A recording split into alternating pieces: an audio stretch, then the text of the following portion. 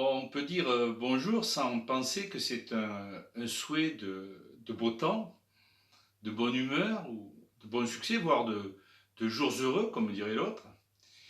Le premier sens de ce mot, celui qui porte tous les autres, vient d'un air ouvert, bienveillant, confiant, hospitalier.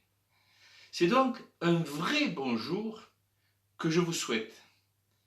Tant la période de confinement que nous vivons nous pousse à espérer cette bienveillance, cette confiance, cette ouverture, cette hospitalité. Voilà en effet plus d'un mois que nous vivons cette situation de pandémie due au coronavirus.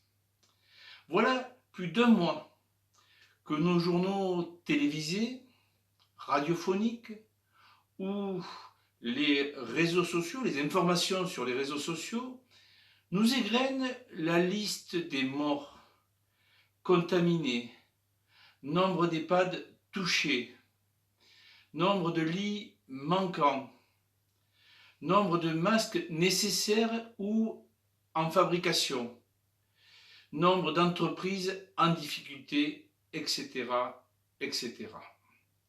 Cette litanie de chiffres ne peut nous faire oublier les douleurs, les souffrances qu'engendre cette situation pour ces familles touchées dans ce qu'elles ont de plus cher, ces familles impuissantes devant la bête qui rampe, ces familles impuissantes devant la faillite de ce système, pour ces familles atterrées face à l'amateurisme de ceux qui nous dirigent, pour ces familles inquiètes de l'avenir, le leur, celui de leurs aînés, de leurs enfants, de leurs amis. Alors, certes, il est, comme on dit, de bon ton de ne pas polémiquer en période de guerre. Tout le monde doit être au front. Les vieilles querelles doivent cesser.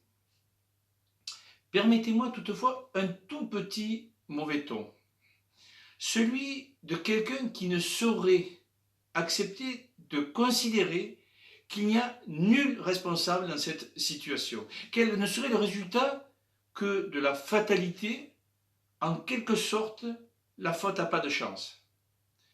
Je pense, bien au contraire, qu'il ne s'agit ni d'une punition divine, ni du fruit du hasard. La crise que nous traversons nous permet de mesurer et de vérifier les limites du système que nous subissons.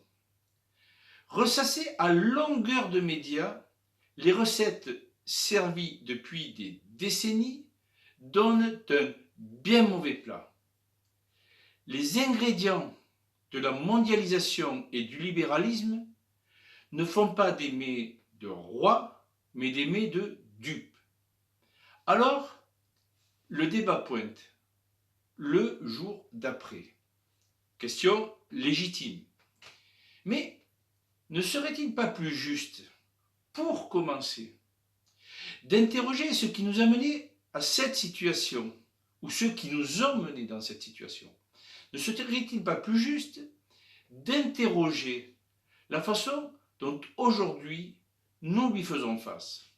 Sur Alès, par exemple, pour le compte du printemps alésien, dès le 21 mars 2020, j'ai interpellé M. le maire afin de lui demander l'ensemble des mesures prises et lui proposer de nous mettre à disposition pour travailler à la mise en place de celle-ci.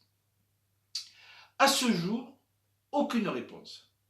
Le mépris et un petit réflexe partisan ne sont pas à la hauteur de ce qu'exige la situation.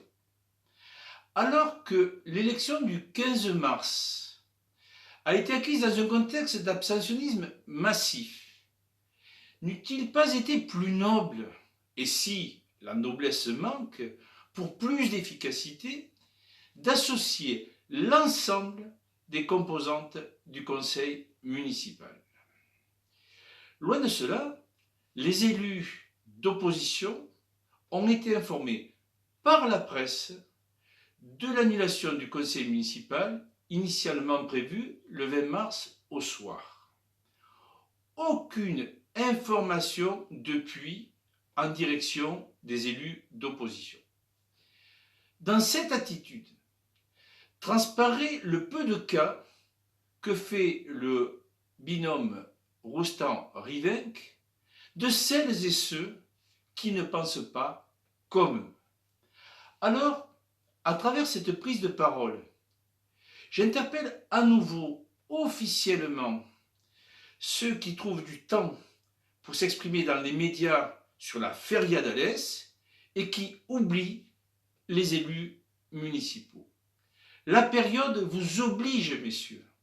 Vous devez nous dire et dire à l'ensemble des Alésiennes et Alésiens quelles sont précisément les mesures de solidarité que vous avez prises. Que comptez-vous faire pour les plus démunis qui ne peuvent se satisfaire d'un moratoire, mais qui ont besoin d'une aide alimentaire, financière, qui ne peuvent plus payer leur loyer, leurs factures d'électricité et bien d'autres factures. À ce propos, pour le logis Sévenol, avez-vous mis en place un dispositif de moratoire des loyers, voire d'annulation des loyers et des dettes pour les plus fragilisés? Les Alésiennes et Alésiens sont parmi les Français les plus pauvres. Comment comptez-vous faire pour qu'ils ne soient dorénavant les plus victimes de cette crise? Quel est le bilan précis des dégâts constatés ou à venir en matière d'emploi? Quelle projection en matière de situation des entreprises avez-vous faite? Quel accompagnement? Quelles aides sont en place? Dès le 11 mai, le président de la République et le gouvernement invitent les enfants à retourner à l'école. Notre inquiétude est grande et les explications alambiquées du ministre de l'Éducation, Jean-Michel Blanquer, sur les modalités de sortie de ce confinement à l'école ne font rien pour nous rassurer. Cette décision nous semble, comme bien d'autres prises dans la période, l'avoir été de façon hasardeuse, l'avoir été au détriment de la santé de nos enfants et de leurs accompagnants, qu'ils soient enseignants ou personnel des écoles. Alors, à Alès, monsieur le maire, dans la responsabilité qui est la vôtre, quelles dispositions avez-vous prises pour garantir leur santé, celle des enfants, des enseignants et celle des différents intervenants? Comment comptez-vous rassurer celles et ceux qui, inquiets justement de la santé de leurs enfants, feront le choix du boycott? Et pour les protéger, pénaliseront leurs enfants dans leur parcours scolaire. Comment? Alors que vous avez commandé 150 000 masques textiles par le biais de l'intercommunauté pour l'ensemble d'Alès Agglomération et un par habitant pour la commune, pensez-vous satisfaire le besoin exprimé en la matière? Toutes ces questions sont légitimes. Nous aurions d'ailleurs préféré les poser à monsieur le maire lors d'une réunion de crise à laquelle nous aurions été invités. Mais encore une fois, sa vision partisane et sectaire de la gestion municipale nous l'a interdit. C'est donc aussi à un sursaut démocratique que nous en appelons. Nous pensons sincèrement que nous pourrions toutes et tous être acteurs de cette réponse aux défis présentés par le virus. Car devant l'amateurisme que nous constatons tous les jours, à tous les niveaux de la chaîne de décision, comment ne pas comprendre que c'est seulement dans l'intelligence collective que nous trouverons la force de nous relever en plus grand nombre après ce combat meurtrier? Alors oui, Nous pensons qu'il faut agir différemment. Nous l'avons dit tout au long de la campagne des municipales, nous continuons et nous continuerons à le dire. La question qui est posée à travers cette crise, dans le monde, en Europe, en France, mais aussi à l'Est, c'est de savoir si nous sommes prêts à changer de modèle. En effet, nous avons deux choix possibles. Repartir comme avant ou changer de cap. Pour ce qui nous concerne, malheureusement, nous craignons que le choix fait par la municipalité actuelle soit clair. Pour notre part, avec le programme du printemps alésien, nous avions tracé le contour d'une autre façon de faire. Il était d'actualité, il l'est toujours et le sera encore. Les questions des circuits courts, de l'agriculture urbaine, de l'alimentation bio, de méthodes de chauffage alternatives, de nouveaux modes de déplacement, de l'école, des EHPAD, d'une transition écologique planifiée, de la préservation et l'extension des services publics, d'une nouvelle démocratie, nous sautent à la face. Il ne s'agit pas pour nous du jour d'après, mais d'aujourd'hui. Que faisons-nous? Comment réorientons-nous les aides auprès des entreprises vertueuses? Comment l'argent de la collectivité est-il mobilisé pour des activités essentielles pour nos vies? Voilà les questions qu'il faudra traiter si nous ne voulons pas revivre l'invivable.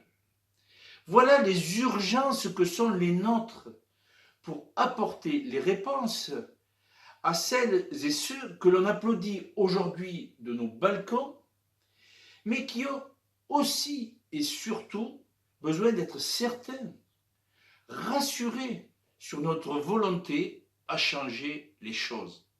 Comment ne pas saluer ces hommes et ces femmes qui parfois, au mépris de leur propre santé, sont montés au feu? Ces agents de la vie sont dans les couloirs des mairies, des hôpitaux, des EHPAD, demain des écoles, mais aussi les locaux des entreprises dans lesquels bruissent leur mobilisation, mais aussi leurs attentes et leurs révoltes. Rappelons-nous que ces couloirs résonnent aussi et encore des mobilisations passées, auxquelles sont restés sourds nos dirigeants actuels, avec en premier lieu le premier d'entre eux, le président Macron, mais aussi celles et ceux qui, dans les gouvernements précédents, restaient les serviteurs du libéralisme. Ceux qui souvent souhaitaient aller plus loin dans le travail de démolition de l'hôpital, des services publics, de l'agriculture nationale, de la production et de l'indépendance nationale. Nous n'avons, nous, pas de larmes de crocodile à verser, car nous étions aux côtés de celles et ceux qui luttaient. Et comme hier, nous les avons soutenus, demain, nous avons le devoir de les soutenir à nouveau. À ces agents territoriaux, à ces agents hospitaliers, à ces femmes et hommes mobilisés dans l'adversité, où qu'ils soient, nous devons marquer notre reconnaissance. Alors, un énorme merci à eux, mais aussi sachons être au rendez-vous des émotions que nous exprimons aujourd'hui et qui demain doivent devenir action. Je vous souhaite à toutes et tous une bonne santé. Et au nom du printemps alésien, je vous confirme que nous serons de celles et ceux qui œuvreront à ce changement de cap vital, de celles et ceux qui veulent que ce territoire alésien soit celui des pionniers du Nouveau Monde.